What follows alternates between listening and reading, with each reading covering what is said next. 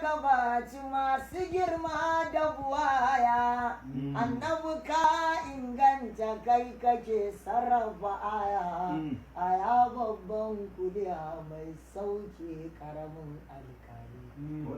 Mazaharinka na Muhammadu ya girma lita, shi yasa baka da kaifiyar wanda ya san ka. Ka girmu gwanin tarar fahimtar mai wasafa asali. Shekaru sun yi kaɗan su tattaro faɗinka, babu zamani wanda zai shiru da faɗinka, har ahalin fatirati a wajen su kana da tajalli. Baya ɓuya kowa ya san wannan, annabi ne a gaban annabuwa ne da wannan, kuma shi ne da ƙasar nan.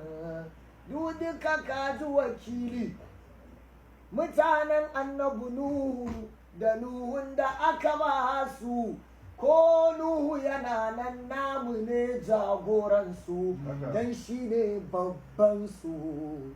Mai saita musu hali kowane babba da sharaɗinsa ya tashi, na zai yi maka biyayya inda ya kare suke shi, don ka girme shi a cikin ƙudirar muta'ali. Shi yasa ya zama dole a girmama sunanka, ko a gabanka ko a ɓuyanka, domin da akwai ka a tun farkon fare ta asali. Zatin Allah yana faɗa da faɗarka duk tsawon zamanai, to a zo wa shirinka don baka